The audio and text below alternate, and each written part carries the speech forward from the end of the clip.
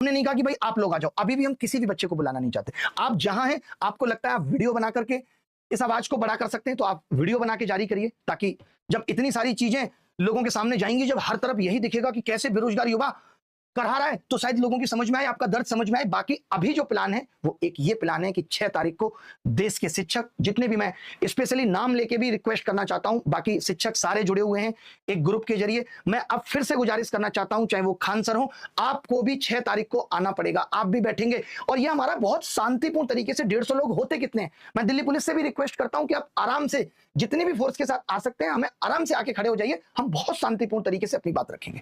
तो मैं चाहता हूं देश के शिक्षक भी हों, जितने शिक्षक हो सकते हैं, सिर्फ पहले ये अप्रूव हो जाएगा। मैं इसीलिए चाहता हूं कि कोई अव्यवस्था ना हो कि हम 150 लोगों का नाम पहले ही फाइनल कर लें कि ये एमपी साहब हमारे साथ जाके बैठने को तैयार है, ये पुराने मिनिस्टर साहब हमारे साथ जाके बैठने को तैयार है। क्योंकि मैं फिर से कह रहा हूं, सत्ता के लोग भी अगर हमारे साथ जाके बैठने को तैयार हैं तो हमें बहुत खुशी होगी। सत्ता में भी ऐसे बहुत सारे लोग हैं जो इस खराब एग्जाम सिस्टम को समझते हैं, उनके बच्चे भी इससे पीड़ित हैं, तो आप सबको भी हमारा साथ देना चाहिए। और मैंने तो ये सुना है कि मोदी जी तुरंत सुनते हैं अगर उनको लगता है देश में कुछ खराब हो रहा है, और यहाँ युवा चीख चीख के करा करा के परेशान हो गया और सांप के कान तक जू नहीं रेंग रही। कितना दुख का विषय है, कितनी परेशानी होती है। इस खराब सिस्टम ने हमें गुलाम बना के रख दिया और अब वक्त आ गया है कि इस पूरी तरीके से खत्म करना है। थोड़ा वक्त लगेगा, धीरे धीरे हम पूरी तरीके से इसे साफ कर पाएंगे।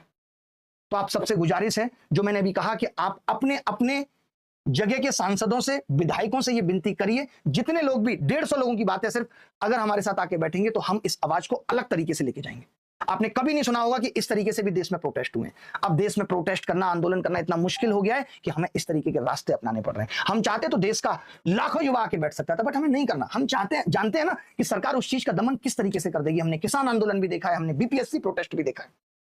8-9 सालों से इस सिस्टम से लड़ाई जारी है। हर साल ये लोग नई नई चीजें लेकर आते हैं, हर साल कभी कुछ गड़बड़ करके आपको बाहर कर देंगे और आपका ध्यान इस तरह भटका देंगे कि आप सोच ही नहीं पाएंगे। ये प्रॉब्लम कोई अचानक से इतनी थोड़ी बड़ी हो गई है, करोड़ों लोगों की हताशा का नतीजा है, जो आज संगठित होकर के आप सबके सामने वो आवाज आपको हर तरफ दिख रही है। पूरी तरह से फ्लॉप हो चुका है सिस्टम। हम सोचते हैं कि आयोग जिम्मेदार नहीं है, ये सब मिलकर हमें गुमराह कर रहे हैं बस। आज आप देखते होंगे कि जब हम लोग मीडिया को कहते हैं कि 100 रुपए लिए जा रहे हैं, तो लोग शौक से कहते हैं, मतलब लोगों को पता ही नहीं, ऐसे बात करते हैं। तो आप सबको में, उससे मिलने में हर शिक्षक का सहयोग है।